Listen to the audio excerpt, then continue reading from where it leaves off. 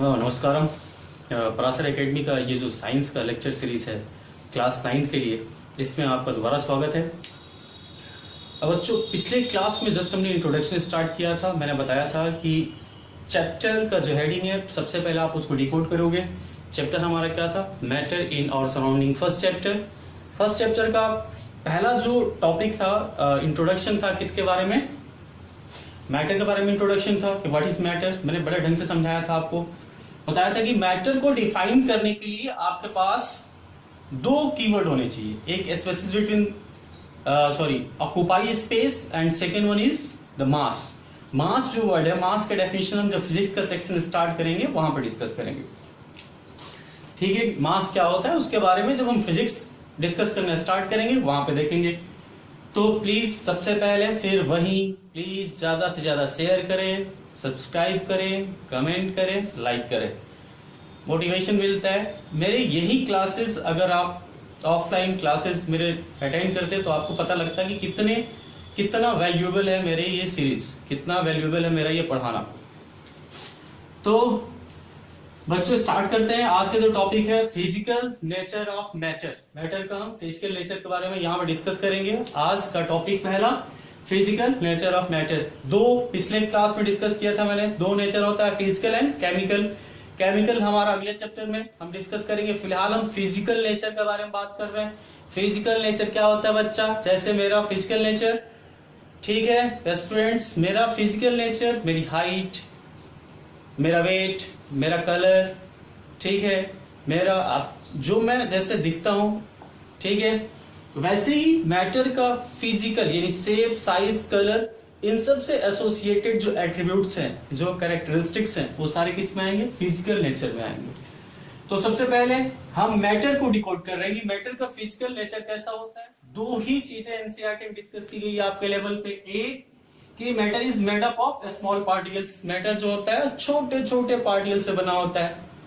हर एक matter, even आपका mobile भी है, ये भी मैटर है, कई स्मॉल पार्टिकल से बना हुआ। एयर, वो भी क्या है? मैटर है, स्मॉल पार्टिकल से बना हुआ। वाटर, वो भी मैटर है, वो भी स्मॉल पार्टिकल से बना हुआ। हर एक मैटर स्मॉल पार्टिकल से बना हुआ है। अब बच्चा वो कितना स्मॉल, वो यहाँ डिस्कस किया गया है कि particles of matter are very very small, बहुत ही स्मॉल होते हैं। इवन उनका जो रेडियस का साइज होता है वो नैनोमीटर में होता है। नैनोमीटर क्या है? जैसे मीटर, किलोमीटर, ये क्या है? मेजरिंग यूनिट्स है। वैसे नैनोमीटर बहुत ही छोटा मेजरिंग यूनिट होता है बच्चों।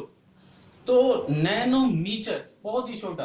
तो इतने छोटे होते हैं जो पार्टिकल्स होते हैं मैटर के, वो इतने छोटे होते हैं कि हम उनको नेकेड आई, नंद आंखों से देख नहीं सकते। ठीक है, तो फिजिकल नेचर ऑफ क्या? मैटर। मैटर का फिजिकल नेचर हमने देख लिया। अब ये तो क्लियर हो गया कि मैटर किससे बना है? स्मॉल पार्टिकल से बना हुआ है। तो एक बार ये जो पार्टिकल्स है नेचर के, ध्यान देना, पहले मैटर देखा, अब ये जो पार्टिकल्स है नेचर के, जिससे ये जो पार्टिकल्स है मैटर के, जिससे ये मैटर बना हुआ है, हम उसके बारे में देखेंगे। ठीक है, लिखा हुआ है characteristics of particles of matter. Characteristics तो अभी तक समझ में आ गया होगा, गुण, धर्म, लक्षण। ठीक है, कैरेक्टरिस्टिक्स मैंने बताया था। तो क्या कैरेक्टरिस्टिक्स है, क्या एट्रीब्यूट्स है, क्या फीचर है किसके?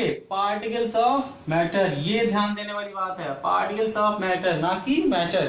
पार्टिकल्स ऑफ मैटर, जिनसे वो पार्टिकल्स जो मैटर को क्या कर रहे हैं? बना रहे हैं, उनका क्या नेचर है। सबसे पहले spaces between particles of the matter, यानी मैटर अगर कोई है, जैसे मैं यहां पे समझाने की कोशिश करता हूं आपको।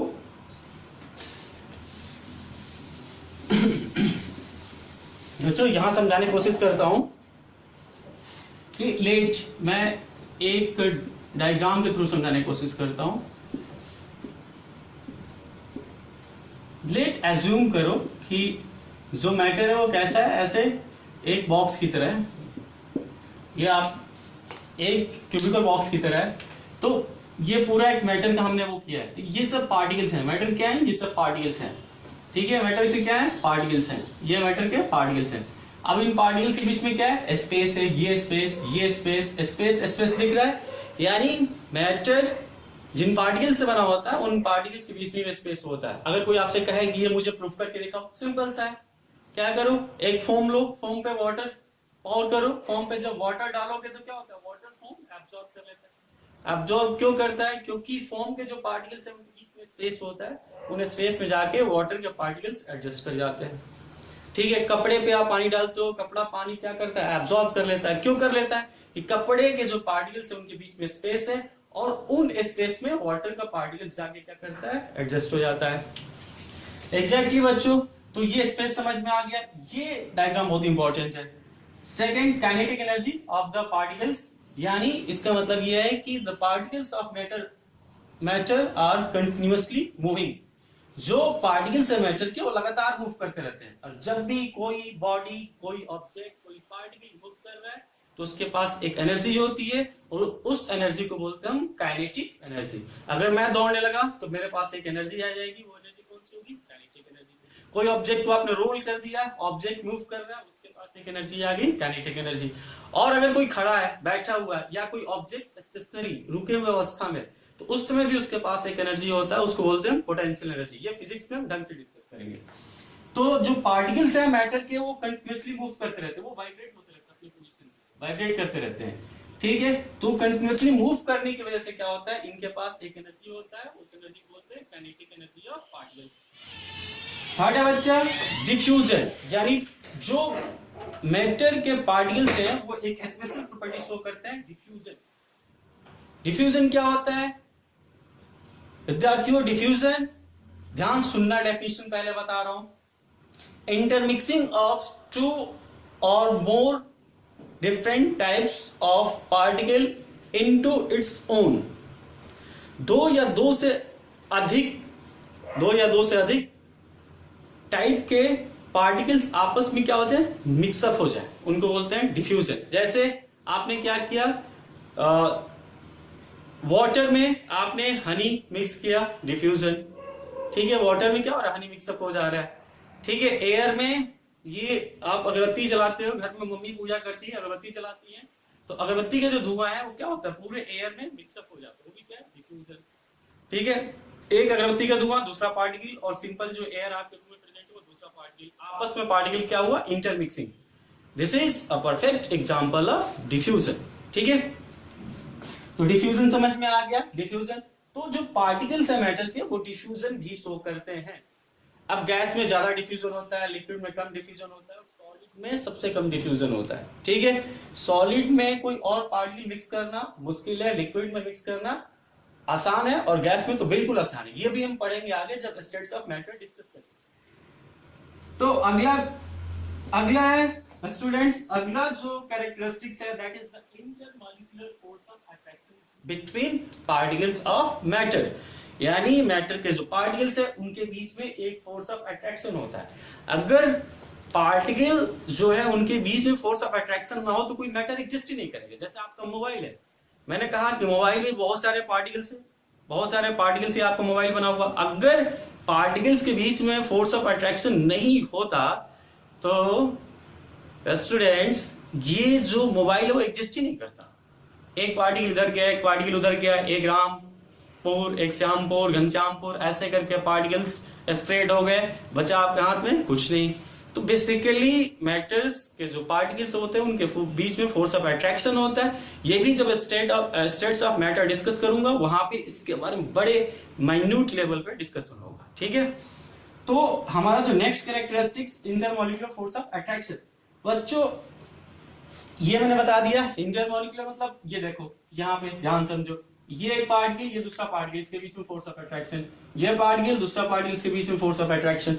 तो फोर्स ऑफ अट्रैक्शन, एक पार्टिकल दूसरे पार्टिकल को एक फोर्स से अट्रैक्ट करता है जिसकी वजह से मैटर एग्जिस्ट करता है। ठीक है, सॉलिड में डेफिनेटली ज्यादा होगा, लिक्विड में क्या होगा, रिलेटिवली कम होगा, और गैसेस में तो नेग्लिजिबल होता है ये। ठीक है, चलो एक मैंने वर्ड यूज किया था अभी, डिफ्यूजन। ठीक है, इसी के जैसा मेले में इसका बिछड़ा हुआ भाई डिफ्यूजन की तरह एक है, वो है बच्चा, वो है स्टूडेंट ऑस्मोसिस।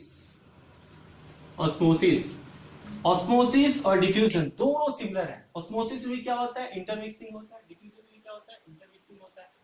लेकिन डिफ्यूजन और ऑस्मोसिस में सिर्फ एक चीज, अगर डिफ्यूजन में क्या करो आप प्लस कर दो, क्या, सेमी परमेबल मेम्ब्रेन, ठीक है, सेमी परमेबल मेम्ब्रेन अगर आप डिफ्यूजन में ऐड कर दो और तो वो किसमें कन्वर्ट हो जाएगा, ये कन्वर्ट हो जाएगा ऑस्मोसिस में। यानी osmosis is a special kind of diffusion. जब हम पढ़ेंगे fundamental unit of life cell के बारे में, जब पढ़ेंगे वहां पे ऑस्मोसिस वर्ड आएगा, बहुत ही यूजफुल है। इसीलिए मैंने आपको यहाँ पे थोड़ा आइडिया दिया। क्या आइडिया दिया मैंने, osmosis is special kind of diffusion. क्यों special, why special, because it happen due to the semi permeable membrane.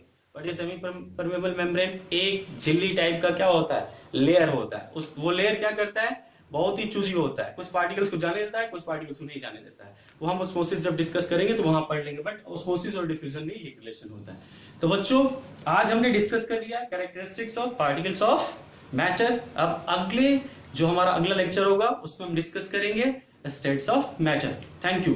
Please like, share, subscribe and comment. Thank you.